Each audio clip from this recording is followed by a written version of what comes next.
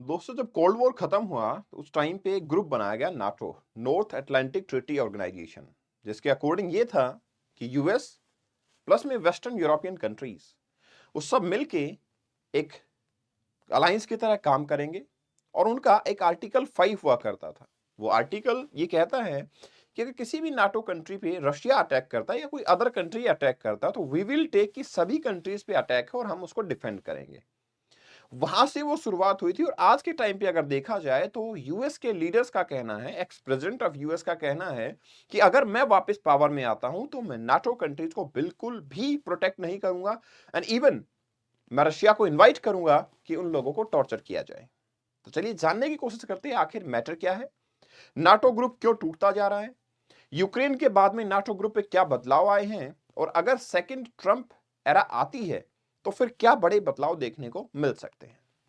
तो देखिए सिचुएशन क्या है। सिचुएशन ये है कि यूएस के फॉर्मर प्रेसिडेंट का ये कहना है कि नाटो मेंबर के ऊपर सारा एक्सपेंडिचर जो है वो यूएस करता रहता है, अदर जो कंट्रीज हैं वो बिल्कुल भी एक्सपेंडिचर नहीं करते। हमारा साफ साफ ये मुद्दा है, अगर यही चलता रहा तो Washington might not protect NATO allies from the potential attack from Russia, अगर नवंबर इलेक्शन में डोनाल्ड ट्रंप जीत जाते हैं तो। अब ऐसा हो क्यों रहा है?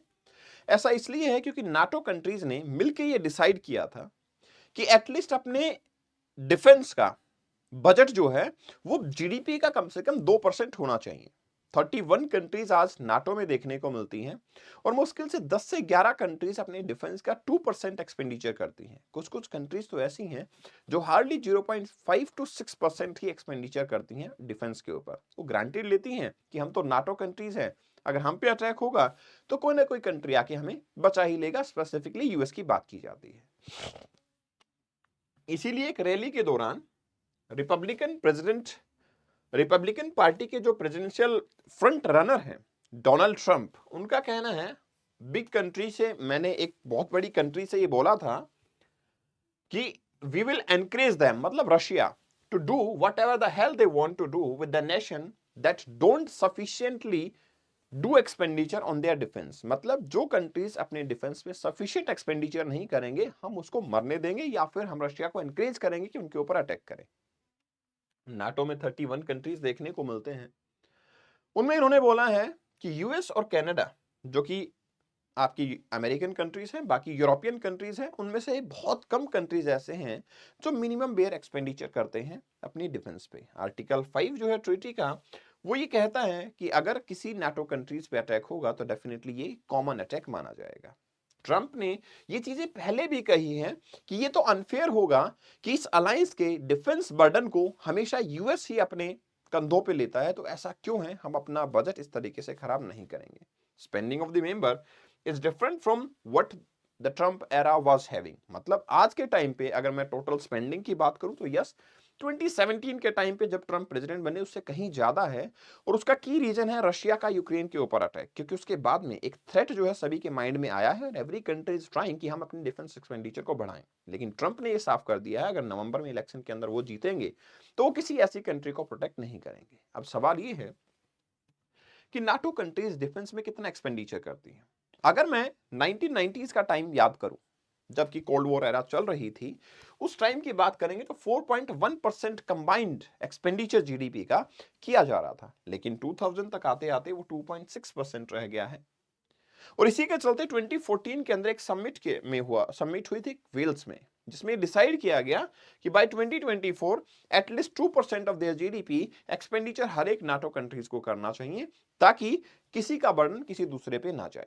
2017 में जब Trump as a president sworn in हुए, उस टाइम पे मात्र 4 country, US, Greece, UK and Poland, वो इस थ्रेशोल्ड को टच करते थे, बाकी कोई कंट्री एक्सपेंडिचर नहीं कर रहा था। ट्रंप का आर्ग्यूमेंट ये है कि यूएस को, जो आपकी अलाइज कंट्रीज है, उनको प्रेशराइज करना चाहिए कि आप डिफेंस पे एक्सपेंडिचर बढ़ाइए, अदरवाइज नाटो ग्रुप प्रोटेक्शन आपको नहीं देगा।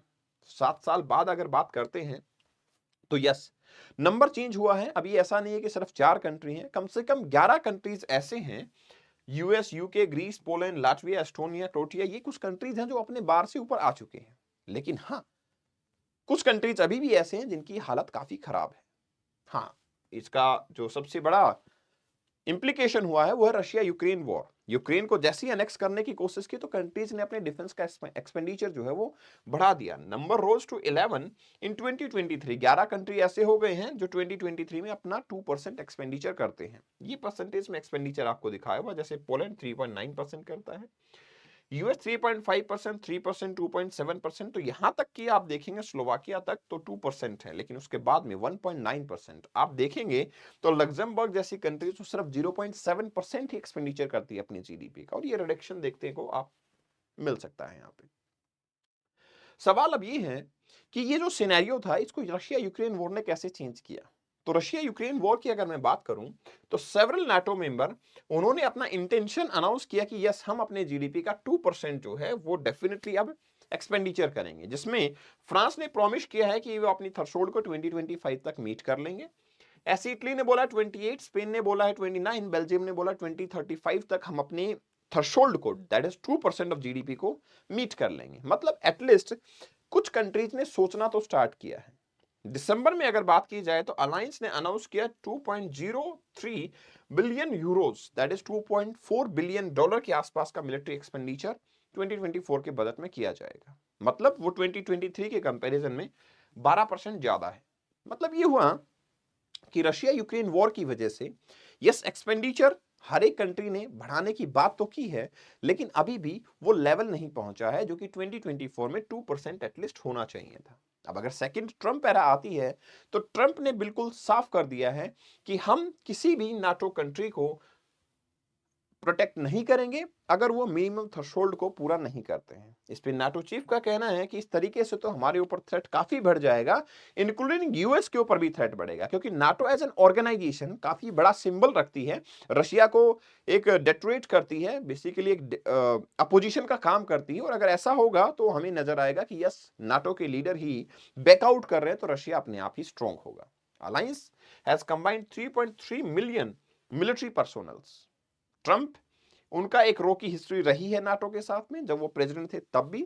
सिनेरियो अब बदला है, लेकिन ट्रंप का विजन बिल्कुल साफ है कि मैं जो भी इवन बजट होगा उसको भी विदहेल्ड करूंगा, पहले भी किया है और आगे भी मैं करता रहूंगा जब तक कि यूरोपियन कंट्रीज जो हैं वो इस टाइप का एक्सपेंडिचर करना ना स्टार्ट करें। उनका कहना है कि यूक्रेन को हमने काफी सारा पैसा प्रोवाइड किया है, why is it only the US putting up the money. क्यों ऐसा नहीं है कि जर्मनी, फ्रांस और अदर कंट्रीज जो हैं वो अपना पैसा इसमें क्यों नहीं डालते। यूएस अगर ऐसा कहेगा तो हम यूएस की फंडिंग को रोक देंगे। यूएस जो भी फंडिंग देता है नाटो को वो रुक जाएगी जब तक कि दूसरी कंट्रीज फंडिंग नहीं देती। ये कुछ वैसा ही है जब प्रेसिडेंट बनने के लिए रैली चल रही थी 2017 में, तब प्रेसिडेंट ट्रम्प ने बोला था मेक अमेरिका ग्रेट अगेन। कुछ वैसा ही यहां पे भी देखने को मिल रहा है कि वो अमेरिका को दोबारा से ग्रेट या फिर हाई लेवल पे ले जाना चाहते हैं। अमेरिका उनकी सबसे पहली प्रायोरिटी रहेगी। तो देखते हैं कौन प्रेसिडेंट बनता है और उसके बाद में आखिर क्या नाटो कंट्रीज के अंदर बदलाव आते हैं।